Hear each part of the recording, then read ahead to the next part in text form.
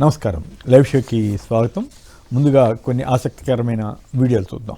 కానీ ప్రజాప్రభుత్వంలో ప్రజానాయకులుగా ఉన్నటువంటి అరవ శ్రీధర్ని మీరు ఎందుకు సస్పెండ్ చేయలేదు? ఎందుకు పుట్ట మహేష్ కుమార్ యాదవ్ మీద ఇంతవరకు చర్యలు తీసుకోలేదు? ఎందుకు బిఆర్ నాయుడు మీద చర్యలు తీసుకోలేదు? ఎందుకు వీళ్ళని పార్టీలు అంటిపెట్టుకొని ఉండే విధంగా మీరు వాళ్ళ చర్యలను వాళ్ళని సమర్థిస్తున్నారనేది మా పార్టీ స్పష్టమైనటువంటి ఆరోపణ. రాష్ట్రంలో ఎస్సీ ఎస్టీల మీద దాడులు జరుగుతుంటే మీరు ఎందుకు మాట్లాడటం లేదు? ఎందుకు పరామర్శించలేదు?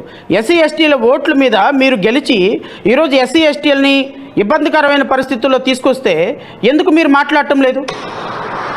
ఎందుకు వాళ్ళని భరోసా ఇవ్వటం లేదు? నిన్నటికి నిన్న రాజమండ్రిలో మాజీ ఎమ్మెల్సీ ప్రస్తుత ఎమ్మెల్యే వాళ్ళ అబ్బాయి ఉన్నటువంటి వాళ్ళ ఎమ్మెల్యే ఏం మాట్లాడుతున్నాడు ఎస్సీల గురించి ఒకసారి ఎస్సీ నాయకులందరూ వినండి.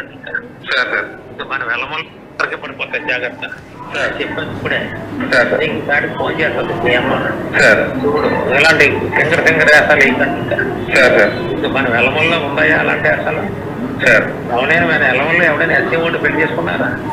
చెప్పు. మన వెలమల్లో ఎవడైనా ఎస్సీ వాడిని పెళ్లి చేసుకుంటారా? ఏం మాట్లాడండి అది? మీరు ఎమ్మెల్సీగా ఉండి మీ అబ్బాయి ఎమ్మెల్యేగా ఉండి అంటే ఎస్సీ ఎస్టీలు ఓట్లు వేయకుండానే నేను అడుగుతున్నా. రాజమండ్రి మీ అబ్బాయి ప్రాతినిధ్యం వహిస్తున్నటువంటి జిల్లాలో ఉన్న ఎస్సీలను అడుగుతున్నా. ఇది నిజ స్వరూపం తెలుగుదేశం పార్టీ నాయకులది. జూమ్ కాల్తో స్టీల్ ప్లాంట్ వచ్చేస్తే మరి ఉన్నటువంటి స్టీల్ ప్లాంట్కి క్యాప్టివ్ మైన్స్ ఇంకో 2 జూమ్ కాల్ పెట్టి చెప్పొచ్చుగా. అంటే పబ్లిసిటీ చేసుకోవడంలో తప్పులేదు. పొలిటికల్ లీడర్కి పబ్లిసిటీ ఉండాలి. ఆ అతి పబ్లిసిటీ వచ్చింది అనుకోండి, రోత బుట్టిద్ది ఎగిటి బుట్టిద్ది అంటాం కదా. ఇప్పుడు నారా లోకేష్ చంద్రబాబు నాయుడు గారు చేస్తుంది అదే. ఇప్పుడు విశాఖపట్నంలో ఒక స్టీల్ ప్లాంట్ ఉంది. దాన్ని ఏం చేస్తున్నాం? ఇప్పటికే 34 విభాగాలని పార్టులుగా అమ్మకానికి పెట్టాం. ఒక్కరోజు కూడా దాని క్యాప్టివ్ మైన్స్ ఇమ్మని చెప్పి ఈ మహానుభావులు వెళ్ళి అడిగిన దాఖలాలు లేవు. ఇక్కడేమో ఇంకో ప్రైవేట్ స్టీల్ ప్లాంట్ చేస్తున్నారంట. ఉన్నటువంటి ప్రభుత్వ స్టీల్ ప్లాంట్నేమో ప్రైవేట్ వాళ్ళకి ఇచ్చేసి ఇంకో కొత్త ప్రైవేట్ స్టీల్ ప్లాంట్ చేస్తున్నారంట. దానికి జూమ్ కాల్లో 30 నిమిషాలు మాట్లాడితే వాళ్ళు వచ్చేసారంట. పార్టీకి నేను సర్వీస్ చేయలేదు అధ్యక్ష. ఎస్, పార్టీ మంచి చేసింది అన్నప్పుడు పార్టీ చేసిన నష్టం కూడా చెప్పుకుంటాం అధ్యక్ష. నా మీద 5 సిబిఐ కేసులు రాజశేఖర రెడ్డి కుటుంబాన్ని కొట్టడానికి నా మీద పెట్టలే అధ్యక్ష. నేను ఒక్క మాట మాట్లాడానా? నాకు టికెట్ ఇవ్వకపోయినా నేను మాట్లాడానా? ఈ రోజు మన రేవంత్ రెడ్డి గారు ముఖ్యమంత్రి గారు అసెంబ్లీలో మాట్లాడిన వరకు నేను కాంగ్రెస్ పార్టీని కామెంట్ చేయలేదు అధ్యక్ష. ఎప్పుడైతే మాట్లాడారో అప్పుడు మాత్రమే కామెంట్ చేసిన. నా మీద కేసులు పెట్టింది మాట్లాడలేదు, నాకు టికెట్ ఇవ్వండి మాట్లాడలేదు, అసలు కామెంట్ చేయలేదు. కానీ ఈరోజు మళ్ళీ కాంగ్రెస్ పార్టీ ఏంటంటే ఎస్ చేసింది, మంత్రి పదవి ఇచ్చింది, 5 సిబిఐ కేసులు కూడా పెట్టింది. అది కూడా మాట్లాడదంటే ఎట్లా అధ్యక్ష? రైట్. అసలు కాంగ్రెస్ వాళ్ళకంటే ఎక్కువ మాట్లాడుతున్నారని చెప్పి మంత్రి సీతక్క గారిని వాళ్ళని ఉద్దేశించి ఆమె అంటున్నారు. ఇక అతిథుల పరిచయం శ్రీ దిలీప్ రెడ్డి గారు, సీనియర్ పాత్రికేయులు, ప్రముఖ విశ్లేషకులు, రైట్ టు ఇన్ఫర్మేషన్ మాజీ కమిషనర్, శ్రీ శేఖర్ రెడ్డి గారు, వైఎస్ఆర్ కాంగ్రెస్ పార్టీ అధికార ప్రతినిధి. రైట్, ముందుగా తెలంగాణ వార్తలు చూస్తే, రైతుకు ప్రత్యామ్నాయ భూమి రాజ్యాంగ హక్కు అంటూ తెలంగాణ హైకోర్టు ఒక వ్యాఖ్య చేసింది. ఆర్థిక ఆరోగ్యం యథాతథం, రాష్ట్రం ఏర్పాటైన 10 ఏళ్ల కాలంలోనూ మారని ఆరోగ్య సూచి అంటూ ఒక కథనాన్ని ఇచ్చారు. కళ్యాణ వైభోగమే వైభవంగా సీతారాముల కళ్యాణం. భద్రగిరిలో పట్టు వస్త్రాలు సమర్పించిన ముఖ్యమంత్రి రేవంత్ రెడ్డి, హాజరైన డిప్యూటీ సీఎం భట్టి, మంత్రులు. ఆడబిడ్డ పార్టీ పెడితే ఎలా ఉంటుందో చూస్తారు. ఏప్రిల్ 25న కొత్త పార్టీ పెడుతున్నట్లుగా కల్వకుంట్ల కవిత గారు, కేసీఆర్ గారి కుమార్తె ప్రకటించారు. అదే రోజు పార్టీ పేరు, ఎజెండా కూడా ప్రకటిస్తారట. ఆడబిడ్డ పార్టీ పెడితే ఎలా ఉంటుందో చూస్తారంటున్నారు. కామెంట్ చేస్తారా దిలీప్? అంటే పొలిటికల్ స్పేస్ ఉందా అనేది చూడాలి సార్. ముఖ్యంగా తన కుటుంబ వివాదాలు ఉండొచ్చు, తనకు తగిన ప్రాధాన్యత ఇవ్వలేదు అని ఉండొచ్చు, కానీ ఆ వాక్యూమ్ కనబడుతుందా అనేది ఇంపార్టెంట్. పొలిటికల్ పార్టీస్ వస్తాయి, ఏంది సోషియో ఎకనామిక్ ఎజెండా ఏంటి అనేది ముఖ్యం రేపు పొద్దున్న ప్రజలు ఆదరించాలంటే. అయితే ఆమె ఏమంటుందంటే, మహిళలు ఎవరు ఇంతకుముందు పార్టీలు పెట్టలేదు కదా, ఆడబిడ్డ పార్టీ పెడితే ఎట్లుంటుందో తడాక. ఎట్లా షర్మిల గారు పెట్టి ఎత్తేసారు కదా. ఇక్కడ ఆవిడ తెలంగాణలోనే పెట్టింది కదా. రైట్. తల్లిదండ్రులను పట్టించుకోకపోతే ఉద్యోగి జీతంలో 15% కోత నేరుగా వారి బ్యాంక్ ఖాతాల్లోకి జమ. నేడు అసెంబ్లీలో తెలంగాణ ఉద్యోగుల జవాబుదారీతనం పర్యవేక్షణ బిల్లు 2026 పెట్టబోతున్నారు. ఇది ఒక సరికొత్త ట్రెండ్ అవుతుందా, ఏమవుతుంది? మిగతా ఏపీ అంశాల్లోకి వెళ్ళడానికి ముందుగా దీని మీద కూడా మీ కామెంట్ చెప్పండి.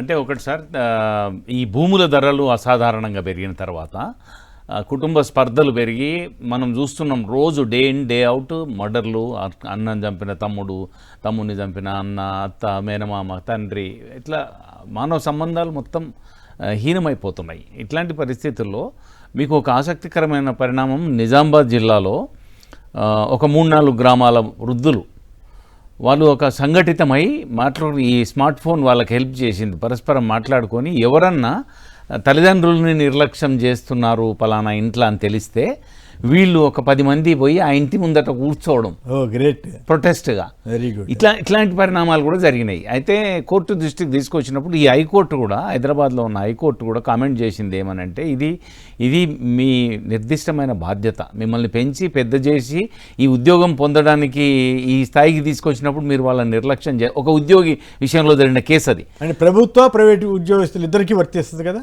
ఇక మరి చట్టం తీసుకొచ్చినప్పుడు, చట్టబద్ధం చేసినప్పుడు కనుక తల్లిదండ్రులకి పిల్లలుని పెంచి పోషించిన కర్తవ్యం వాళ్ళు నెరవేర్చినందుకు వాళ్ళ రెసిప్రోకేట్గా వీళ్ళ బాధ్యత తల్లిదండ్రుల మీద. అంటే సపోజ్ నాకు వచ్చిన డౌట్ వచ్చింది, సపోజ్ ఇట్లా కొంత తల్లిదండ్రులు ఇద్దరు ఇట్లా ప్రభుత్వ అధికారికి దరఖాస్తు చేసుకోవాలట.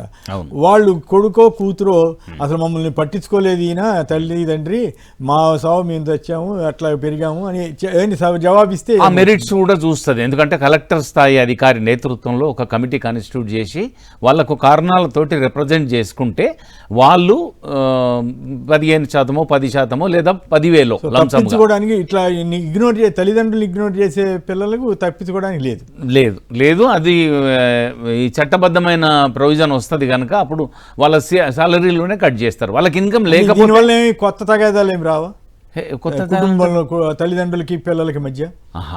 అది చట్ట వ్యతిరేకం అయితే ఛాలెంజ్ చేయొచ్చు సార్.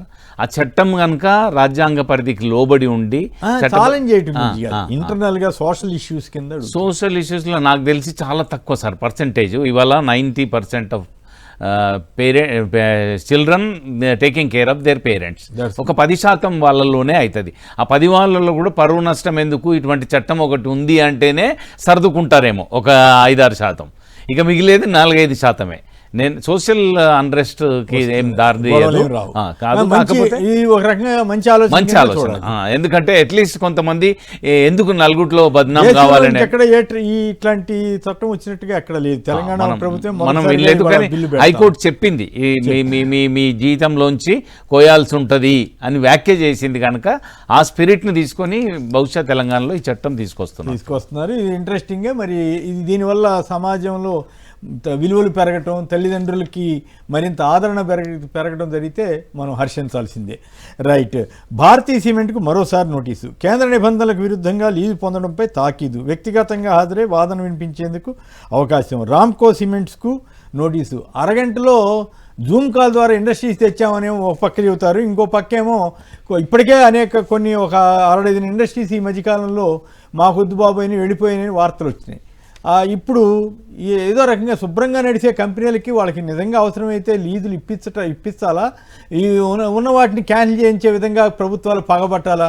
శేఖర్ గారు చెప్పండి, ఈ పరిణామం మీద వాళ్ళు వచ్చిన ఈ ఎల్లో మీడియాలో వచ్చిన వార్త మీద మీ కామెంట్ ఏంటి? సార్ గుడ్ మార్నింగ్ కొమ్మినేని గారు, మీకు అలాగే దిలీప్ రెడ్డి గారికి, సాక్షి టీవీ వీక్షకులందరూ కూడా good morning sir. Chandrababu Naidu గారు సర్కార్ అధికారంలోకి వచ్చిన తర్వాత 22 నెలల్లో మనం చూసాం సార్.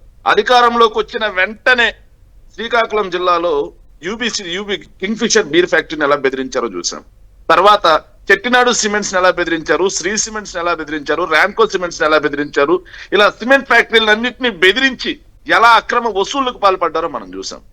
అదే కాకుండా అనంతపురం జిల్లాలో కియా ఫ్యాక్టరీ దగ్గర మాకే కావాలి, ఈ కాంట్రాక్ట్ ఏజెన్సీ మాకే కావాలి అని చెప్పి కియా ఫ్యాక్టరీ యాజమాన్యాన్ని బెదిరించిన పరిస్థితి మనం చూసాం సార్. ఇలా వీళ్ళు అధికారంలోకి వచ్చిన తర్వాత పారిశ్రామికవేత్తల్ని బెదిరించడం, వాళ్ళ దగ్గర నుంచి కమిషన్లు గుంజుకోవడంలో భాగంగా ఉండడంతో కోకోకోలా ఫ్యాక్టరీ వెళ్ళిపోయినటువంటి పరిస్థితి. ఇలా వీళ్ళు అధికారంలోకి వచ్చేదో 10ల సంఖ్యలో ఫ్యాక్టరీలు తుర్రుమని పారిపోయాయి సార్ రాష్ట్రం నుంచి. అయ్య బాబోయ్, ఈ దోపిడీని, ఈ అరాచకాన్ని మేము భరించలేమని చెప్పి పారిపోయాయి సార్.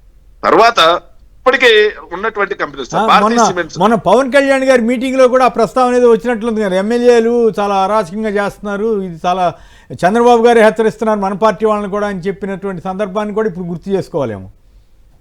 చంద్రబాబు నాయుడు గారు సీరియస్ అవుతారు సార్. చంద్రబాబు నాయుడు గారు సీరియస్ మాత్రమే అవుతారు సార్. ఎమ్మెల్యేలు మాత్రం వాళ్ళ పని వాళ్ళు చేసుకుంటూ పోతారు సార్. పారిశ్రామికవేత్తలు మాత్రం భయాందోళనలతో పరారవుతున్నారు సార్. ఇది సార్ రాష్ట్రంలో జరుగుతా ఉంది. ఎన్ని జరిగినా సరే చంద్రబాబు నాయుడు గారు సీరియస్ అనే వార్త మాత్రం పొద్దున్న ఈనాడు ఆంధ్రజ్యోతిలో మనం చూస్తాం సార్. ఎస్. ఇక sir Bharathi cements sir, Bharathi cements అనేవి రాయలసీమ ప్రాంతంలో ఎస్పెషల్లీ కడప జిల్లాలో ఎంతో మందికి ఉపాధి కల్పించినటువంటి ఫ్యాక్టరీ. భారతీ సిమెంట్స్ అనేవి ప్రతి నెల ఏదైతే మన ఆఖరికి ఎందుకు సార్, భారతీ సిమెంట్స్ ద్వారా 32 లక్షల మందికి ఇళ్ల పట్టాలు ఇచ్చి వాళ్ళకి ఇల్లు కట్టించే శ్రీకారం చుడితే వాళ్ళకి సబ్సిడీలో సిమెంట్ ఇచ్చినటువంటి గొప్ప సంస్థ భారతీ సిమెంట్స్. అలాంటి సంస్థ మీద మైనింగ్ లీజులు నిబంధనల ప్రకారమే ఉన్నా సరే వాటిని రద్దు చేసి మళ్ళీ మీరు వివరణ అని చెప్పేసి మళ్ళీ నోటీసులు ఇస్తా ఉన్నారంటే ఇంతకు మించి దౌర్భాగ్యం ఏంది? అంటే జగన్మోహన్ రెడ్డి గారి మీద కక్ష సాధించుకోవాలి అని చెప్పేసి భారతీ సిమెంట్స్ ను మూసేస్తాం, దాంతో పాటుగా రామ్కో సిమెంట్స్ ను మూసేస్తాం. అంటే మీకు పరిశ్రమలు అక్కడ ఉండి స్థానిక యువతకు ఉపాధి వచ్చి వాటి ద్వారా ఉత్పత్తి అయ్యేటువంటి సిమెంట్ ద్వారా మీకు కూడా జిఎస్టీ వస్తుంది, రాష్ట్రానికి ఆదాయం వస్తుంది.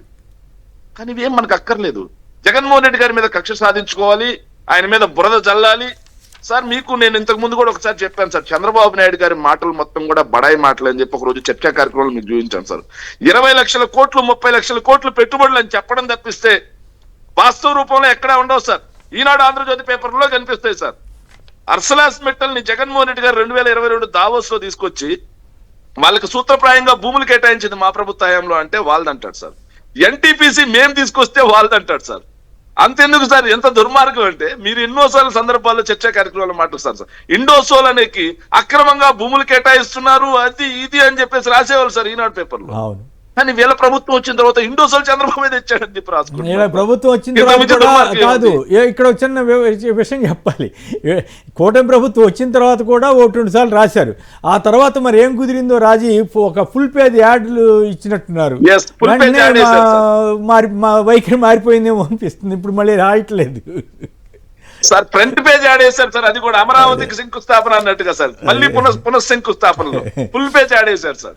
సో తర్వాత సార్ ఇంకో విషయం సార్, అదానీ డేటా సెంటర్ తో పాటుగా రిక్రియేషన్ సెంటర్, టెక్నాలజీ పార్కు, అదే విధంగా వాళ్ళందరికీ 22,000 మందికి జాబ్స్ వచ్చేలాగా జగన్మోహన్ రెడ్డి గారు ఏదైతే ఒప్పందం చేసుకుని సబ్సీ కేబుల్ ను కూడా జగన్మోహన్ రెడ్డి గారే చేస్తే ఈ రోజు వచ్చి దాన్ని గూగుల్ అని చెప్పుకుంటారు సార్. ఒకవైపు సార్ నేను మళ్ళీ చెప్తున్నాను సార్, చంద్రబాబు నాయుడు గారిని అసమర్థ ముఖ్యమంత్రి అంటాను సార్ నేను. ఎందుకంటే అసమర్థ ముఖ్యమంత్రి సార్, పాపం సార్ ఆయన. ఎందుకంటే ఆయన ఏమి చేయడం చేత కాదు, అందుకే ఎదుటి వాళ్ళు చేసినవన్నీ తానే అని చెప్పుకుంటా ఉంటాడు సార్. ఉదాహరణకు సార్ నేదురుమల్ల జనార్దన్ రెడ్డి గారు చేసినటువంటి హైటెక్ సిటీని తానే అని చెప్పుకుంటాడు. విషయాల్లోకి వెళ్తే చాలా అవుతాయి. అయితే ఇక్కడ ప్రధానంగా Google data Adani data centre వచ్చినప్పుడేమో ఆయన అసలు ఇన్ని రాయితీలు అవేమి ఇవ్వకుండా ఎంతవరకు ఇవ్వాలో అంతవరకు ఇచ్చి 25,000 మందికి ఉద్యోగాలు ఇవ్వాలని చెప్పారు.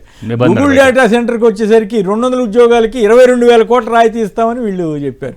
మొన్న ఆర్ఎస్ఎల్ మిట్టల్కి కూడా భారీ రాయితీలు ఇస్తుంటే ఈఎస్ శర్మ గారు ఉన్నారు కదా, ఆయన అభ్యంతరం చెప్పారు, ఏమిటి ఈ రాయితీలు ఏంటి, ఈ రకంగా ఇవ్వటం ఏంటి అని. 99 పైసలకు భూములు ఇవ్వటం అది చాలా విచిత్రమైనటువంటి ఇదిగా ఉంది. భారతీయ సిమెంట్ నోటీస్ ఇవ్వటం మీద మీ కామెంట్ అంటే? ఒకటి sir, 1 bird in hand is better than 2 birds in bushes. నువ్వు ఏదో కంపెనీలు తీసుకొస్తాను, ఇక్కడ ఉన్న కంపెనీలు పొలిటికల్ వెండెట్టా అనేది కొట్టొచ్చినట్టు కనబడడం వల్ల మీరు ఏం బాపుకుంటారు? ఇండస్ట్రియల్ పరంగా ప్రయోజనం ఉండదు, స్థానికులకి ప్రయోజనాలు నెరవేరవు, రాజకీయంగా మీకు కూడా ప్రయోజనం నెరవేరదు. ఆల్రెడీ వివరణ ఇచ్చినారు భారతీయ సిమెంట్ వాళ్ళని. ఒక ప్రపంచ స్థాయి మెరుగైన ప్రమాణాలతో నడిచే ఒక సంస్థ, తద్వారా స్థానికులకు కూడా ప్రయోజనం పొంది మన రెప్యుటేషన్ కూడా బయట ప్రపంచంలో తీసుకొచ్చి పెంపొందించేటటువంటి ఒక సంస్థని నిష్కారణంగా, లేకుంటే ఒకసారి ఆల్రెడీ వివరణ ఇచ్చినారు, మళ్ళీ వివరణ కూడా ఇచ్చవచ్చు, కానీ ఎంటబడ్డట్టుగా చేయడము అనేది ప్రజల దృష్టిలో కూడా స్పష్టంగా కనబడుతుంది కదా, తెలిసిపోతుంది. ఇట్లాంటి 4 సంఘటనలు పైలప్ అయిపోయిన తర్వాత ప్రజలే ఒక అభిప్రాయానికి వస్తారు, వీళ్ళు మెరిట్స్ వైజ్ వెళ్తలేరు, కక్ష సాధింపు కోసం చేస్తున్నారు. ఎందుకంటే ఓన్డ్ బై ఊమ్, ఎవరికి సంబంధించిన సంస్థ అనే దాన్ని దృష్టిలో పెట్టుకుని అప్పుడు మిట్టల్ కంపెనీ ఇనాగ్రేషన్ శంకుస్థాపన అప్పుడు అరగంట జూమ్లో వచ్చేసింది మాకు అని చెప్పారు. సరే, అది గొప్పలు చెప్పుకున్నారు. కానీ ఇప్పుడు ఆల్రెడీ చాలా మంది రెప్యూటెడ్ గా ఉండి సర్వీస్ చేస్తూ చాలా మంది ప్రొఫెసర్ నాగేశ్వర గారు, లేకపోతే ఇప్పుడు ఇందాక మిత్రుడు వెంకట, వీళ్ళంతా ఒక కామెంట్ చేశారు, మీకు అంత శక్తి సామర్థ్యాలు ఉన్నాయి కదా, ఒక జూమ్ కాల్లో విశాఖ ఉక్కు కూడా ప్రైవేటైజ్ కాకుండా ప్రైవేటైజేషన్ కాకుండా సొంత గనులు క్యాప్టివ్ మైన్స్ తెప్పించవచ్చు కదా అని అవును. వీళ్ళు సర్వైవల్ కోసం, ఇండస్ట్రీ సర్వైవల్. రైట్. మరొక వార్తకి వెళ్దాం. తహసీల్దార్ లేరి 337 మండలాల్లో ఆ పోస్టులు ఖాళీ. ఆర్ఐ సీనియర్ అసిస్టెంట్ల కొరత. సగానికి సగం మండల ఆఫీసులు ఖాళీ. మరో 28 మండలాల్లో ఇన్ఛార్జీల పాలన. పరిమితికి మించి డీసీలుగా పదోన్నతులు అంటూ కథనాన్ని ఇచ్చారు. అయితే సీఎంకి మాత్రం ఫీల్ గుడ్ నివేదికలు ఇస్తున్నారట.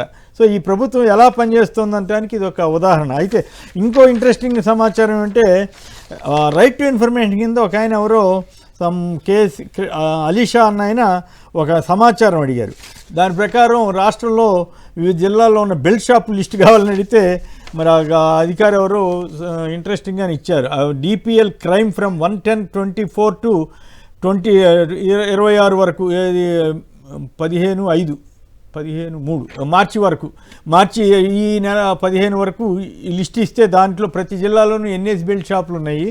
మొత్తం మీద 19,000కు పైగా నడుస్తున్నట్లుగా చెప్పారు. నిజానికి 1,00,000 నడుస్తున్నట్లుగా చెబుతున్నారు. సో ఈ ప్రభుత్వ తీరుని ఇవన్నీ రిప్రజెంట్ చేస్తున్నాయి ఆ శేఖర్ గారు. సార్ ముందుగా మీరు 333 మండలాల్లో తహసీల్దారులు లేరు అని చెప్పేసి ఆంధ్రజ్యోతిలో కథనం వచ్చిందని చెప్పారు సార్. ఉంది మరి ఎక్కడ జాబ్ క్యాలెండర్లు ఇచ్చేసారు కదా సార్, ఖాళీలు ఎందుకు ఉంటాయి? ఇంకా రాష్ట్రంలో వీళ్ళు వచ్చిన తర్వాత జాబ్ క్యాలెండర్స్ లో అన్ని ఖాళీలు మొత్తం భర్తీ చేస్తారు కదా, ఇంకెందుకు ఖాళీలు ఉంటాయి సార్? మొన్న జాబ్ క్యాలెండర్ వచ్చిన రోజు సార్ వాళ్ళు చేసినటువంటి ప్రహసనం మనం చూసాం సార్. ఇంకా జాబ్ క్యాలెండర్లు ఇచ్చేసాం, యువతకి ఏమి ఇంకా నిరుద్యోగం అనేది ఉండకుండా చేస్తాం అన్నట్టుగా చెప్పారు సార్. తీరా చూస్తే ఆంధ్రప్రదేశ్ అనేది దేశంలోనే నిరుద్యోగంలో టాప్ లో ఉంది సార్. ఇప్పుడు ఈ రోజు కథనం సార్ చూసిన తర్వాత జాబ్ క్యాలెండర్ మొత్తం ఎత్తుకాం సార్. 333 మండలాల్లో తహసీల్దారులు లేరు అంటే మరి 333 తహసీల్దార్ పోస్టులు అనేవి అవసరమా కాదా సార్? మరి అవసరమైనప్పుడు ఒక్కటి కూడా తహసీల్దార్ పోస్ట్ వదలలేదు సార్ జాబ్ క్యాలెండర్ లో, ఒక్కటి, నాట్ ఈవెన్ సింగిల్. మరి ఆంధ్రజ్యోతి తెలుగుదేశం పార్టీ కరపత్రిక అయినటువంటి ఆంధ్రజ్యోతిలో 333 మండలాల్లో తహసీల్దారులు లేరు అని చెప్పినప్పుడు జాబ్ క్యాలెండర్ లో 333 తహసీల్దార్ పోస్టులు ఇవ్వాలి కదా, ఎవరు సార్? కానీ జాబ్ క్యాలెండర్ సూపర్ హిట్ అంటారు సార్ అని మళ్ళీ వీళ్ళే రాస్తారు. వీళ్ళు ఏదైనా బెదిరించాలనుకున్నప్పుడు ఇటు రాస్తారు అనుకుంటా. మళ్ళీ తర్వాత వాళ్ళు అంత అద్భుతంగా ఉందని మళ్ళీ వాళ్ళే రాస్తారు సార్. 20,000 పోలీస్ జాబులు ఖాళీ ఉన్నాయని హోంమంత్రి అనిత గారు అసెంబ్లీ సాక్షిగా చెప్తారు సార్. కానీ కేవలం 3,052 పోస్టులు మాత్రమే ఇచ్చి సూపర్ హిట్ అంటారు సార్. ఇది సార్ వీళ్ళు చేసేది, ఏమి ఉండదు సార్. కేవలం సూపర్ హిట్లని యాడ్లు ఇచ్చుకోవడం కోసం మాత్రమే ఈ ప్రభుత్వం నడుస్తుంది సార్. ఇక రైట్ టు ఇన్ఫర్మేషన్ యాక్ట్ కింద సార్ నిన్న 16/3/2026న ఎక్సైజ్ శాఖకు చెందినటువంటి director of enforcement and prohibition excise కి చెందినటువంటి రాహుల్ దేవ్ శర్మ ఐపీఎస్ అనే అతను ఎవరు అడిగిన క్వశ్చన్ కంటే అలీషా అనే అతను అడిగిన క్వశ్చన్ కి రాష్ట్రంలో మొత్తం బెల్ట్ షాపులు ఎన్ని ఉన్నాయి సార్ అని చెప్పి ఆర్టీఐ చేస్తే నిన్న 16వ తారీఖున వచ్చింది సార్.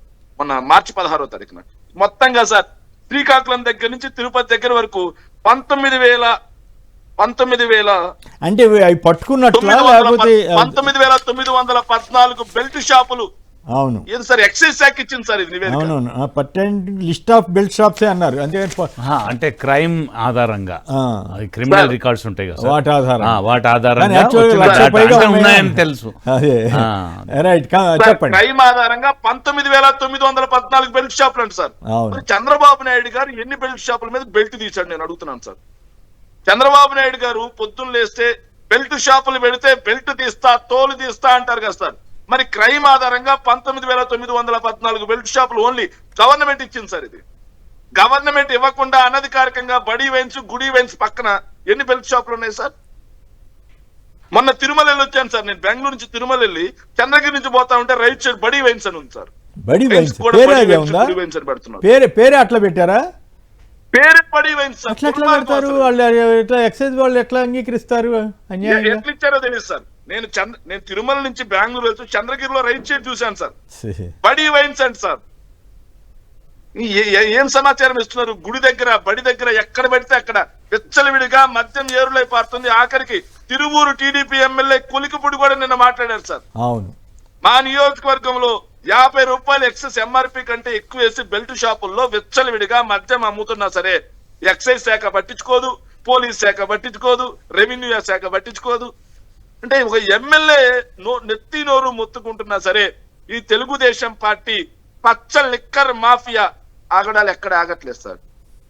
సో చంద్రబాబు నాయుడు గారు కేవలం బెల్ట్ తీస్తా, తోలు తీస్తా, 5 లక్షల serious జరిమానా warning. వేస్తాం, 5 లక్షల జరిమానా అని కూడా చెప్పారు. ఎవరికి ఒకళ్ళకి కూడా వేసినట్లేదు. Right. సార్ 5 లక్షలు జరిమానా అన్నారు సార్. 15 లక్షల రూపాయలకి వేలం పాట పాడారు సార్ బెల్ట్ షాప్. అవును. శ్రీకాకుళం జిల్లాలో మొన్న చూసాం సార్. సార్ దుర్మార్గం ఏంటంటే ఈ 19,000 అని చెప్తున్నారు సార్. 1 పాయింట్ లో ముగిస్తా సార్. మన పెనుగ్రంచ్ పోల్లో తిరుపతమ్మ తిరణాలు జరుగుతాయి సార్. అక్కడే స్వామివారు ఉంటారు సార్. ఎవరంటే శివరాత్రి రోజు అక్కడ కూడా తిరణాలు జరుగుతుంది సార్. సో ఎంత దుర్మార్గం అంటే మనం బట్టలు బొమ్మలు ఆలగట్టి షాపులు పెడతాం చూడండి సార్ తిరణాలు జరిగేటప్పుడు, అలా క్వార్టర్ సీసాలు అడ్డు పెట్టి బెల్ట్ షాపులు నడిపించారు సార్. త్రికోటేశ్వర స్వామి సార్ కోటప్పకొండ, అక్కడ కూడా పోలీసులే బెల్ట్ షాపులు నడిపించారు సార్. ఏమో రాష్ట్రంలో కాదు టెంపుల్స్ లో నడిపించడం ఒక ఎత్తు అయితే, రగులుతున్న టీడీపీ నేతల కామ్కేడి అంటే ఒక వార్త వచ్చింది కదా నిన్నంతా, ఆ వీడియో తిరిగింది. మరి ఆ టీటీడీ ఏమంటారు ఆ ఆలయాల చైర్మన్లే అట్లా చేస్తూ ఉంటే ఇక మరి అక్కడ అట్లాంటివన్నీ రాకుండా ఎట్లా ఉంటాయి? తప్పేంటి సార్? తప్పేంటి అని అడుగుతున్నాను సార్. అది ఆర్టిస్టులను కూడా మీరు వేధిస్తారా? తెలుగుదేశం పార్టీకి కూటమికి అది ఆర్ట్ గా మారిపోయింది సార్. సార్ మేము అడుగుతున్నాం సార్, 7 గుర్రాలపల్లిలో బాలిక మీద అత్యాచారం చేసి 9వ తరగతి బాలిక మీద ఆ అమ్మాయిని గర్భవతి చేసిన వాళ్ళని ఏమన్నా పట్టించుకున్నారా? ఎందుకంటే అదొక ఆర్ట్. అరవ శ్రీధర్ ఆగడాల గురించి ఎవరైనా పట్టించుకున్నారా? అదొక ఆర్ట్. గుంటూరు ఎమ్మెల్యే ఆగడాల గురించి ఎవరైనా పట్టించుకున్నారా? అదొక ఆర్ట్.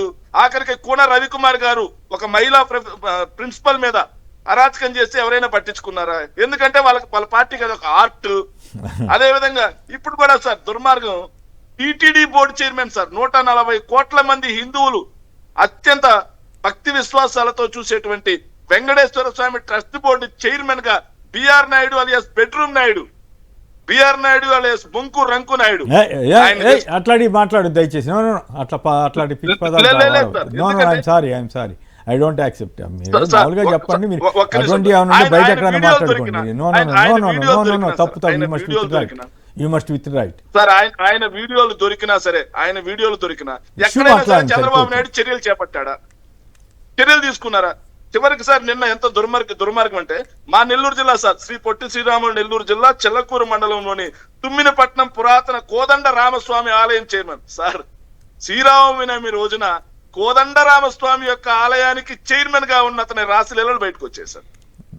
సో వీళ్ళంతా తెలుగుదేశం పార్టీలో నాయకులు, అదే విధంగా కార్యకర్తలు అందరూ ఏమనుకుంటున్నారంటే, ఎస్ మన పార్టీకి అదొక ఆర్ట్, మనం చేయొచ్చు, మనం వెళ్ళొచ్చు, మన నాయకుడు మన మీద ఏం చర్యలు చేపట్టు, మహా అయితే సీరియస్ అని వార్నింగ్ ఇస్తాడు. మళ్ళీ మరుసటి రోజు విలువలతో కూడిన పార్టీ మందే అని చెప్పుకుంటారు. అట్లా అయిపోయింది వ్యవస్థ. అయితే సార్ ఎంత విలువలతో కూడిన పార్టీ అంటే సార్ రగులుతుంది మొగల పద అని వీడియోలు వస్తున్నాయి సార్. అంత విలువలతో కాదుగా ఇప్పుడు ఆ డ్రగ్స్ ఎంపీ గారినే సేవ్ చేసేసారు కదా. అసలు ఎక్కడ ఇక్కడ కాంగ్రెస్ తెలుగుదేశాలు 2 గవర్నమెంట్లు కలిసిపోయినట్లు ఉన్నాయి. పుట్ట మహేష్ అంటే ఒకటి సార్, పొలిటికల్ ఎథిక్స్ అనేవి ఒక సంకేతం ఇచ్చేలాగా ఉండాలి. ఎందుకంటే రాష్ట్రంలో క్రైమ్ అగెనెస్ట్ ఉమెన్ పెరుగుతుంది అనే ఆరోపణలు వస్తున్నప్పుడు వాటిని నియంత్రించాలంటే ఒక క్లైమేట్, అట్లాంటి సానుకూలమైన క్లైమేట్ ఉండాలి. ఎవరైనా నాయకత్వ స్థానాల్లో ఉన్న వాళ్ళు ఇమ్మోరల్గా బిహేవ్ చేస్తే, మన దగ్గర లేదు కానీ వెస్ట్రన్ సొసైటీలో మీకు తెలుసు కదా సార్, అమెరికాలో వాడు ఎంత పాపులర్ ప్రెసిడెంట్ అవని, కానీ పర్సనల్ లైఫ్లో ఎథిక్స్కి భిన్నంగా ఉన్నాడు, మోరల్స్ లేవు అని అంటే ఇట్లా అడుక్కు తీసుకొచ్చి నేల మీద కూర్చోబెడతారు. అట్లాంటి మన దగ్గర సైన్ ఇవ్వాలి కదా, లీడర్లు ఆ స్థాయిలో ఉన్నవాళ్ళు ఎట్లా బిహేవ్ చేస్తున్నారు. ఒక్క చిన్న సంఘటన వస్తే కూడా దాన్ని సీరియస్గా తీసుకోవాలి ప్రభుత్వం. తీసుకొని ఆ రకమైన సంకేతాలు పంపిస్తేనే క్రైమ్ అగెనిస్ట్ విమెన్ కంట్రోల్ చేయగలుగుతాం. ఇది ఒకటి. ఇప్పుడు మీ ఓవరాల్గా చూసినప్పుడు బెల్ట్ షాపులు చూశారు, తహసీల్దారులు ఏరియాని వాళ్లే రాసుకున్నారు, మరి ఏ కారణంతో రాశారు. ఓవరాల్గా చూసినప్పుడు ఈ గవర్నమెంట్ పనితీరు అవన్నీ రిప్రజెంట్ అవుతుందా? ఇదొకటి. ఈ మనం మాట్లాడిన 3 సందర్భాలు కానీ మేము పీపుల్స్ పల్స్ తరఫున మేము ఈ సచివాలయం, గ్రామ సచివాలయం పనితీరు చూడడానికి లెంత్ అండ్ బ్రెడ్త్ అండి స్టేట్ అంతా తిరిగినాం. మేము చూసినాము ఉద్యోగులని కానీ, ఉద్యోగుల నిర్వహణ కానీ, వాళ్ళ విధులు బాధ్యతల నిర్వహణని గాలికి వదిలేసినట్టుగా ఉంది వ్యవస్థ అక్కడ. ఎవరు పట్టించుకోవట్లేదు పెద్దగా. కాదుగా వాళ్ళని వేధిస్తున్నట్లుగా వార్తలు వస్తున్నాయి, వాళ్ళ మీద అంటే సర్వేలకి వాటికి నేను అనేది చెప్తున్నట్లు. Functioning as per the norms blue book ప్రకారం ఏదైతే విధులు నిర్వర్తించాలనో వాళ్ళు ఆ విధుల ప్రకారం ఇప్పుడు రేషనలైజేషన్ కూడా చేయాలి ఉద్యోగుల్ని. ఎక్కువ ఉన్న చోట ఎక్కువ ఉన్నారు, లేని చోట లేరు. ఇప్పుడు తహసీల్దారులు అంటే కీలకమైన వాళ్ళు కటింగ్ ఎడ్జ్ లెవెల్ ఫంక్షనింగ్లో కీలకమైన తహసీల్దారులు కానీ వాళ్ళ దగ్గర రెవెన్యూ ఇన్స్పెక్టర్లు కానీ ఆ ఖాళీల గురించి రాసినారు, వాళ్ళు రిపోర్ట్ చేసినారు. వాటిని వెంటనే అడ్రస్ చేసుకోకపోతే కటింగ్ ఎడ్జ్ లెవెల్లో పబ్లిక్ సర్వీసెస్ అనేవి దెబ్బతింటాయి. కొన్ని చోట్ల ఇప్పుడు 1,00,000 మందికి పైగా గ్రామ సచివాలయాలలో ఒక్కొక్క గ్రామ సచివాలయంలో ఇంతమంది ఉద్యోగులు ఉన్నారు. వాళ్ళని సరైన విధంగా సర్దుబాటు చేయడానికి కూడా అవకాశం ఉంది. అవి కూడా పట్టించుకోవట్లేదు ప్రభుత్వం అనేది వాళ్ళ నుంచే వస్తుంది వ్యాఖ్య, ఉద్యోగుల నుంచే. బెల్ట్ షాపులు ఏమనిపిస్తుంది, గతంలో జగన్ గారు వాలంటీర్లు పెట్టి ఇంటింటికి వాళ్ళకి అవసరమైన సేవలు అవి అందిస్తే ఇప్పుడు చంద్రబాబు గారు ఏమో ప్రచారం చేశారు 99 రూపాయలకే మీకు క్వాలిటీ మధ్య ఇప్పిస్తానని చెప్పి. బహుశా తెలుగుదేశం నుంచి అట్లాంటి స్టేట్మెంట్లు మనం ఊహించండు. బట్ అప్పుడు ఎలక్షన్లో కూడా ప్రచారం చేశారు. ఇప్పుడు అది సరే రేట్ ఎక్కువ తీసుకుంటున్నారు, అవన్నీ ఒక ఎత్తు అయితే, ఇతర సమస్యలన్నీ ఒక ఎత్తు అయితే, బెల్ట్ షాపులని కంట్రోల్ చేసే వాళ్ళకు మొదటి నుంచి కూడా ఒక లిబరల్ ఆటిట్యూడ్ ఉంది సార్ బెల్ట్ షాప్లో. కానీ అది ఎక్స్ప్లాయిటేషన్, ఎంఆర్పి కంటే ఎక్కువ కమ్మడము, విచ్చలవిడిగా అందుబాటులో ఉంచడం అనేదే ఆ మద్యం వల్ల హుషారంటే. ఇంకో వార్త ఇదే దీనికి సంబంధించి, విజయవాడ రూరల్లో తెల్లవారుజామునే తెరుచుకుంటున్న బార్లు, వైన్ షాపులు, టీ దుకాణాల కంటే ముందుగానే మద్యం షాపులు రెడీ అని చెప్పి ఒక వార్త. తెలుగుదేశం అధికారంలో ఉన్నప్పుడే మద్య నిషేధం అమలు కాకపోవడానికి కారణం ఏంటంటే సొసైటీ వైపు నుంచి ఒక సోషల్ కట్టడి కూడా లేకపోవడం వల్ల విచ్చలవిడిగా నైబరింగ్ రాష్ట్రాల నుంచి మద్యం వచ్చింది కనుక నిషేధం అమలు కాలేదు అని అన్నాం. అంటే కేరళని మోడల్గా చెప్తారు సార్. కేరళలో నిషేధం లేకపోయినా, నిషేధం విధించిన ఆంధ్రప్రదేశ్ కానీ, ఇప్పుడు నిషేధం అమలు పరుస్తున్న బీహార్ కానీ, పార్షల్ నిషేధం ఉన్న గుజరాత్ కానీ కంపేర్ చేసి చూస్తే కేరళలో నిషేధం అమలు లేకపోయినా, నిషేధం చట్టం లేకపోయినా మద్యం అందుబాటు తక్కువ ఉంచడం ద్వారా నియంత్రిస్తారు. విచ్చలవిడిగా అందుబాటులో ఉంచడము, నియంత్రితమైన అందుబాటు అనే రెండు ద్వారానే కట్టడి చేయొచ్చు అంటారు. మరి ఇన్ని బెల్ట్ షాపులు ఒక అధికారే ఆర్టీఐ కింద దరఖాస్తు చేస్తే ఎన్ని బెల్ట్ షాపులు అనేస్తే అవన్నీ కూడా చట్ట వ్యతిరేకం. వాటి మీద ఏం చర్య తీసుకుంది ప్రభుత్వం అనే ప్రశ్న వస్తుంది కదా ఆటోమేటిక్. Correct, right. మరొక వార్తకి వెళ్దాం. ధరల నియంత్రణ గాలికి వదిలేసిన బాబు సర్కార్, వంటింట్లో వార్. టీడీపీ కూటమి 22 నెలల పాలనలో జనం నడ్డి విరుస్తున్న నిత్యావసరాలంటూ మొత్తం డీటెయిల్డ్గా వార్త ఇచ్చారు. అయితే పెట్రోల్ ధరల తగ్గింపు, నేను ఎక్సైజ్ డ్యూటీ తగ్గించారు, కానీ సామాన్యులకి ఎవరికి రిలీఫ్ ఇవ్వలేదు. కేవలం కంపెనీల వాళ్ళకి మాత్రమే ఆ 10 రూపాయల రాయితీ ఇచ్చారట. మరి దీనివల్ల ఏం ప్రయోజనం? టీమిండియాగా పనిచేద్దామని ప్రధానమంత్రి మోడీ గారు మరోవైపు అంటున్నారు. సో ఈ వంటింట్లో వార్, ధరల నియంత్రణ, ధరల సమస్య ఈ ఇరాన్ యుద్ధ నేపథ్యంలో మరింత ప్రాధాన్యత ఏర్పడుతుంది కదా. ఇప్పుడు మన economy fuel import economy sir. 80% మనం వినియోగం చేసే చమురుని మనం దిగుమతి చేసుకుంటాం, ఒక రూపంలో కాకుండా ఇంకో రూపంలో. బ్యారెల్ క్రూడ్ ధర $60-70 ఉన్నప్పటి నుంచి $110-120 పోతే ఒక $10 ప్రైస్ పెరిగితే 2% జీడిపి మీద ఇంపాక్ట్ చేస్తుంది. అది ద్రవ్యోల్బణానికి దారి తీస్తుంది. రకరకాల క్యాస్కేడింగ్ ఎఫెక్ట్ ఉంటుంది కనుక ట్రాన్స్పోర్ట్ మీద కూడా పడుతుంది కనుక ప్రతి నిత్యావసర వస్తువు కూడా అసాధారణంగా ధర పెరిగిపోతుంది. ఇక పెట్రోల్ డీజిల్ విషయానికే వస్తే మీరు అన్నట్టుగానే ఇప్పుడు సుంకం తగ్గించినా కూడా, ఎక్సైజ్ డ్యూటీ తగ్గించినా కూడా ఆ బెనిఫిట్ని కన్జ్యూమర్కి పాస్ ఆన్ చేయట్లేదు. ఎవరికి? కంపెనీలకు. అంటే నువ్వు ధరలు మార్కెట్లో పెరుగుతున్నాయి, రేపు రిటైల్ ధర కూడా పెంచే ఆస్కారం ఉంది కనుక మేము రిలీఫ్ ఇస్తున్నాము అని ఆ రిలీఫ్ని కంపెనీలకే ఇస్తే పెరిగినప్పుడల్లానేమో భారము పౌరులు మోయాలి. కానీ ఇంటర్నేషనల్ మార్కెట్లో పెట్రోలియం ఉత్పత్తుల ధరలు కొన్ని సందర్భాల్లో తగ్గుతాయండి, మన కళ్ళ ముందటనే మనం తగ్గినాయి. ఏది ఎన్విరాన్మెంట్ కనుక పీస్ఫుల్గా ఉండి ఆయిల్ ఎక్స్ప్లోరేషన్ ఎక్కువ జరిగి అన్ని దేశాలు విక్రయించి మనకు సౌలభ్యంగా క్రూడ్ లభించే టైంలో తగ్గుతుంది. ఇంటర్నేషనల్ మార్కెట్లో బ్యారెల్ ధర నేను అదే రూపాయి కూడా $50 వచ్చిన రోజున $100 ఉంది మనకి. $100 రేట్ ఉన్నా మళ్ళీ $100 ఉంది. ఆ క్వశ్చన్ అంతా వాళ్ళు వాడుకున్నట్లే ఆ కదా. బెనిఫిట్ ఏదైతే తగ్గినప్పుడు రావాల్సిన బెనిఫిట్ ఏమో ఆయిల్ కంపెనీలకు వెళ్ళిపోతుంది, పెరిగినప్పుడు మాత్రం రూపాయి రేట్ ఏంటి మరి దారుణంగా 94 దాటిపోయింది. రోజుకి 95 దగ్గరికి వెళ్ళిపోయినట్లే. ఇప్పుడు సోషల్ మీడియా వచ్చిన తర్వాత వాస్తవాలు ప్రజల్లోకి తెలుస్తున్నాయి సార్. 2014 ఎలక్షన్ ముందట మోదీ గారు స్వయంగా శ్రీలంకలో రూపీ డివాల్యుయేషన్ అవ్వదు, బంగ్లాదేశ్లో అవ్వదు, ఆఫ్ఘనిస్తాన్లో అవ్వదు, నేపాల్లో అవ్వదు, మన దగ్గరనే ఎందుకు పడిపోతుంది, మన $50 కూడా లేదు, $50-60 ఉన్నది. ఇవాళ కాస్త $93 అంటే రికార్డ్ టైం. దానివల్ల ఏమైతుంది, మన ఎక్స్పోర్ట్స్ ఇంపోర్ట్స్ కూడా ఇంపాక్ట్ అయ్యి మన పరిస్థితి ఎక్స్పోర్ట్కి అయితే డబ్బులు వస్తాయేమో కానీ బట్ ఇంపోర్ట్స్ ఎక్కువ కదా మనకి, అది సమస్య. మనం అనేది ఇంపోర్ట్ చేసుకున్నా కూడా సార్ ఎక్స్పోర్ట్స్కి డబ్బు వస్తుంది అని అంటాం కదా, దాంట్లో కూడా రెగ్యులేషన్లో ప్రాబ్లమ్స్ ఉంటాయి, మళ్ళీ అక్కడ ట్యాక్స్లు. అవును. రైట్. కాణిపాకం నుంచి సుధాకర్ రెడ్డి గారు నమస్కారం, మాట్లాడండి. నమస్కారం కొమ్మనేని గారు, మీకు ప్యానెల్లో ఉన్న సభ్యులందరికీ నమస్కారం.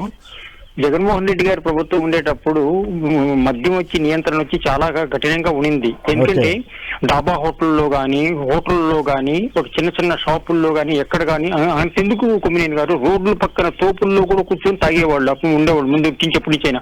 అవన్నీ కూడా అరికట్టేశారు. తోపులో కూర్చుంటే అక్కడ కూడా పోలీసు వాళ్ళు వచ్చేవాళ్ళు, హోటల్లో కూర్చొని తాగుతుంటే కూడా పోలీసులు వచ్చేవాళ్ళు. ఇప్పుడు టీ అంగిట్లో కూర్చొని తాగొచ్చు, ప్రొవిజన్ షాపుల్లో కూర్చొని తాగొచ్చు, మీరు ఎక్కడ తాగినా మిమ్మల్ని అడిగేవాడంటూ లేదు సార్. ఇంకోటి కూడా డ్రింక్ అండ్ డ్రైవ్ కూడా ముందు వచ్చి వారానికి 3 రోజులు 4 రోజులు డ్రింక్ అండ్ డ్రైవ్ ఉండింది. ఇప్పుడు ఆ డ్రింక్ అండ్ డ్రైవ్ కూడా లేదు సార్. ఇప్పుడు టెస్టులు చేసి జరిగేవా? Okay, right. Phone Chandra Rao Guntur నుంచి. పోన్ చంద్రరావు నమస్కారం, మాట్లాడండి. నమస్కారం సార్. నమస్కారం. జగన్ గారి ప్రభుత్వం ఉన్నప్పుడు పృథ్వీ ఏదో ఆడియో బయటకు వచ్చానే ఆయన పార్టీ నుంచి ఇచ్చేశారండి. అవును. ఇవాళ వీడియోతో సహా వస్తున్నా కానీ చర్యలు లేవు, ఎవరి మీద లేవు.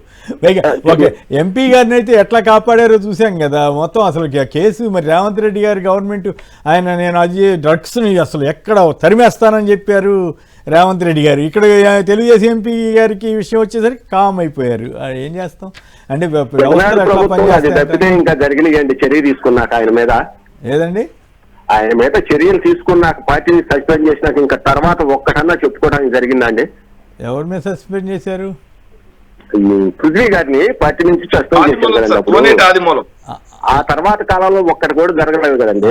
పేరుకి సస్పెన్షన్ కానీ మళ్ళీ మామూలుగా తిరుగుతున్నాడంటే కదా ఆయన కూడా, అది మూలంగా. Right, okay, thank you Purnachandra గారు. మీరు మాట్లాడండి శేఖర్ గారు.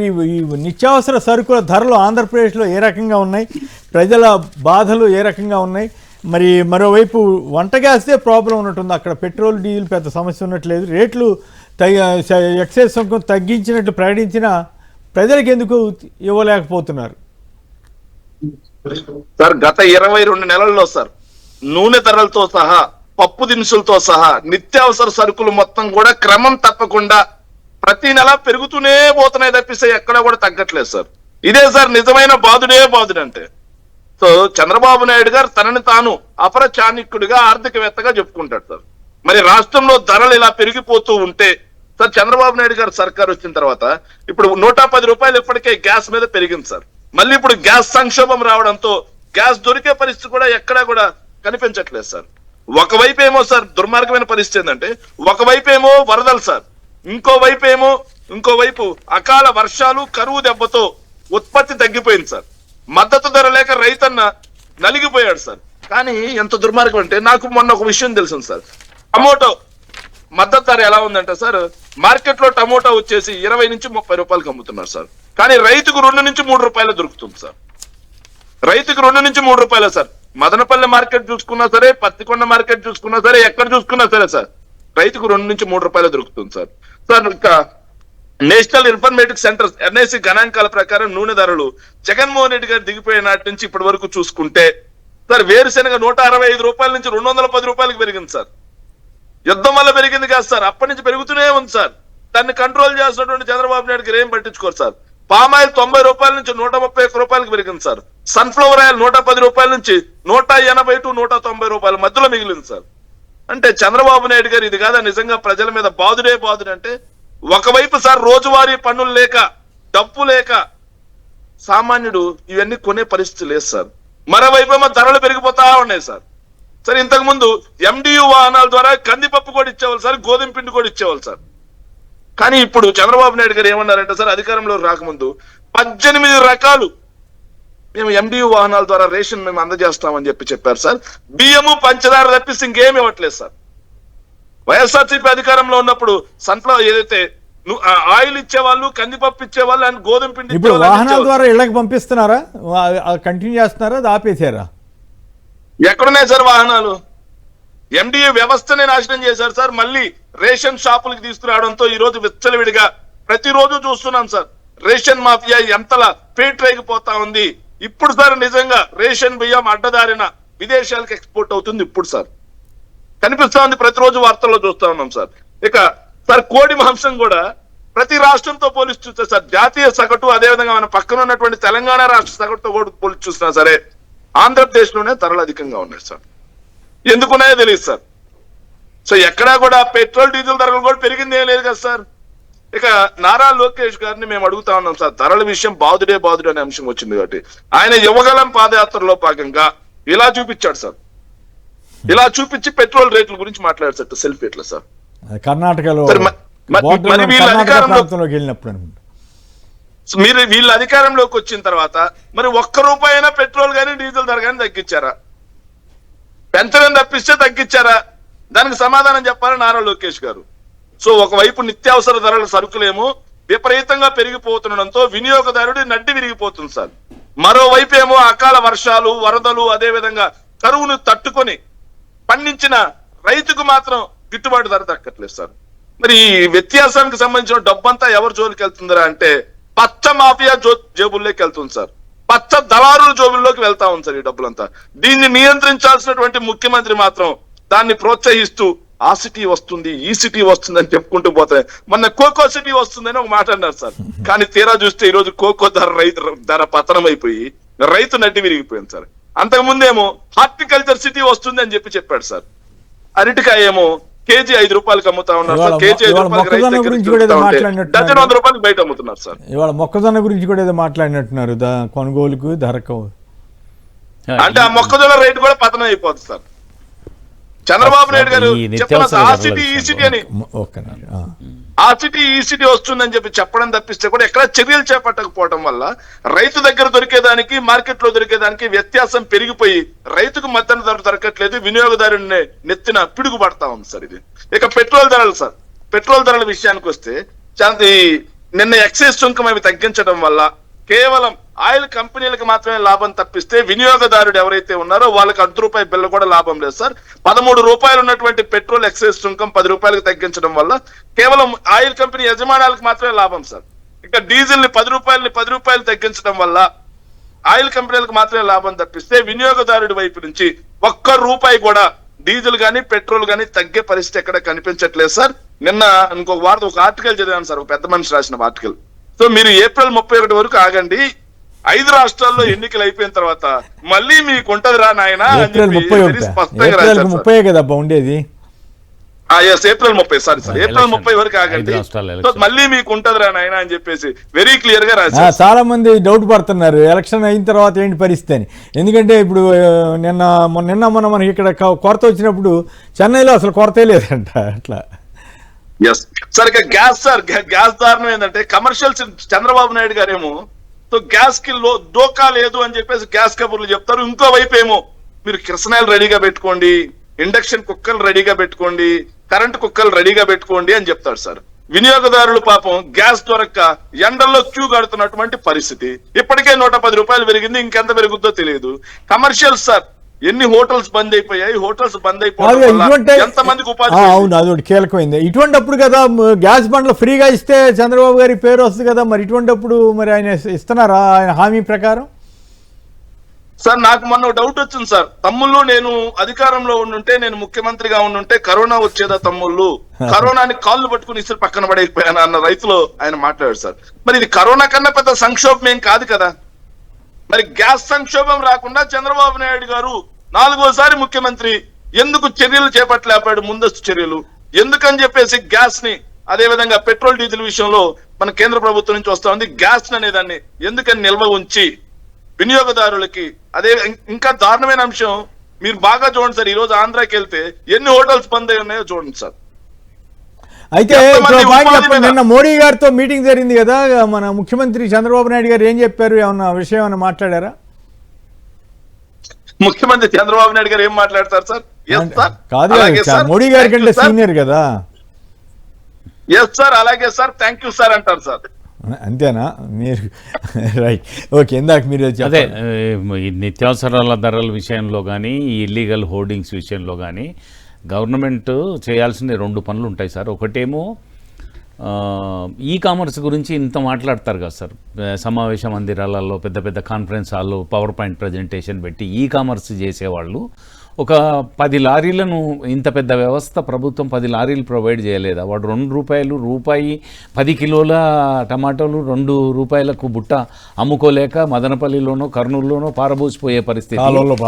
అదే సమయంలో మనం టౌన్లల్లో 10 రూపాయలు, 8 రూపాయలు, 6 రూపాయలు పెట్టి కొంటాం, 2 రూపాయలకు కూడా అమ్ముకోలేని పరిస్థితి ఉంటుంది. దీనికి ఈ కామర్స్ అనే వాళ్ళు ట్రాన్స్పోర్ట్ ఏర్పాటు చేయడం, మార్కెట్ ఇంటర్వెన్షన్ కోసం కొంత ఫండ్ పెట్టడం, రాజశేఖర రెడ్డి గారు కానీ జగన్మోహన్ రెడ్డి గారు కానీ ఆ దిశలో ఆలోచన చేసి మార్కెట్ ఇంటర్వెన్షన్ కోసం డబ్బు పెడితే 3,000 కోట్లు పెట్టారు జగన్ గారు. ఇప్పుడు అది దానివల్ల ఏమవుతుందంటే రైతు ఉత్పత్తి చేసి అమ్ముకునేటప్పుడు వాడికి ఎంతో కొంత గిట్టుబాటు ధర వస్తుంది. అది మనం తీసుకొచ్చి సేకరించి పెట్టి మార్కెట్లో కృత్రిమ కొరత క్రియేట్ చేసినప్పుడు మళ్ళీ దాన్ని రిలీజ్ చేయడం ద్వారా ప్రాఫిట్ రావచ్చు, మళ్ళీ గవర్నమెంట్కే ప్రాఫిట్ వస్తుంది, అప్పుడు కన్జ్యూమర్కి నష్టం ఉండదు. మరి ఆ చొరవ లేనప్పుడు ప్రభుత్వాలు ఎంత గొప్పగా చెప్పుకొని ఏం ప్రయోజనం? పశువులకు ఒక చిన్న పాయింట్ ఒకటి సార్. సో జగన్మోహన్ రెడ్డి గారు అధికారంలో ఉన్నప్పుడు సార్ 88,700 కేజీల టమోటాని ప్రభుత్వం కొన్నది సార్, మద్దతు ధర ప్రకారం. డబ్బులు ఇచ్చి మద్దతు ధర ప్రకారం 8,700 కేజీలు కొంటే ఆ రోజు రైతులను రెచ్చగొట్టారు సార్. కానీ చంద్రబాబు నాయుడు గారు అధికారంలోకి వచ్చిన తర్వాత టమోటా ధరలు పతనం అయితే 8 రూపాయలతో కొని 8 రూపాయలతో అమ్ముతాం, no profit no loss, market ద్వారా కొంటామని చెప్పేసి చంద్రబాబు నాయుడు గారు గట్టిగా మాట్లాడారు సార్. సరే తీరా చూస్తే ఎన్ని కేజీలు కొన్నారా అంటే గుండు 0 సార్, 1 కేజీ కూడా కొనలేదు సార్. 8 రూపాయలతో కొని 8 రూపాయలతో అమ్ముతాం మన దగ్గర. రైట్, పశువుల షెడ్లు ఇచ్చారు, 15,000 మినీ గోకులాలకు చెల్లింపు బిల్లులు ఇవ్వలేదంట, 300 కోట్ల వరకు చెల్లించాల్సిన కేంద్రం అంట. మరి త్రిపుల్ ఇంజిన్ సర్కారులో ఎందుకు ఇట్లా జరుగుతుందో మరి ఎల్లో మీడియా కూడా, అంటే బిల్లుల్లో ఏం గొడవ ఉందో ఏం పాడో కానీ వీళ్ళు రాస్తున్నారు. రామతీర్థం క్షేత్రానికి మణిహారం గత వైసీపీ ప్రభుత్వంలో బోడికొండపై నిర్మితమైన కోదండరామాలయం అంటూ నిన్న శ్రీరామనవమి సందర్భంగా ఫోటోలు వీడియోలు కూడా జగన్ గారు తీసుకొచ్చినటువంటి అద్భుతంగా నిర్మించారంటూ వీడియోలు కూడా వచ్చినాయి. ఇక అమరావతికి సంబంధించి పడి లేచిన కెరటం అని చెప్పి ఎల్లో మీడియా రాసుకుంటా ఉంది. అలాగే మరి అమరావతిపై మీ విధానం ఏంటి టర్న్ జగన్ అంటూ లోకేష్ గారు ఒక వ్యంగ్య వ్యాఖ్య చేశారు. మరి అదేదో కౌన్సిల్లో కూడా పెడితే వాళ్ళ విధానం ఏదో చెప్పి ఉండేవాళ్ళు కదా, ఎందుకు పెట్టలేదు? ఒకవైపు ఏమో లక్షల కోట్లు పెట్టడానికి అమరావతిలో పెడతారంటే, ఇక్కడ సంక్షేమ వసతి గృహాల్లో మధ్యాహ్న భోజనం బంద్, పండగ పూట ఆలయం వద్ద భోంచేసిన విద్యార్థులు. ఇది చాలా ఎంత పిటీబుల్గా ఉందనేది చూడాలి.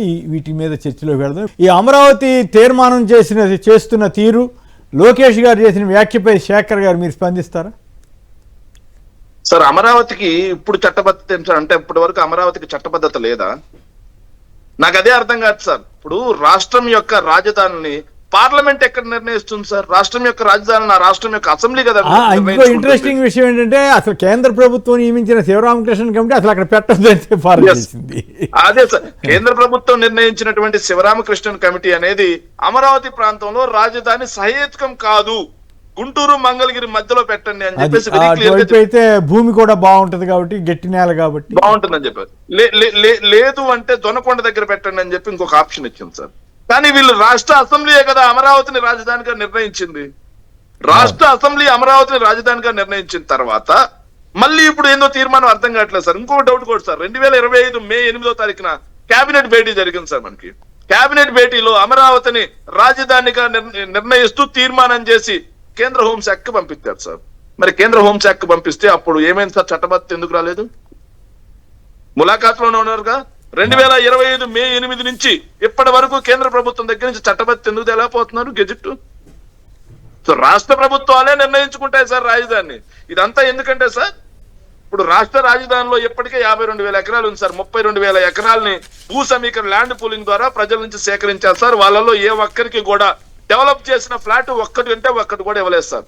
రామారావు లాంటి రైతులు ఎంతో మంది చెప్పులు అరిగేలా తిరిగి గుండెపోటుతో మరణించినటువంటి పరిస్థితి కూడా మనం చూసాం సార్. రైట్. లోకేష్ గారికి సమాధానం చెప్పండి.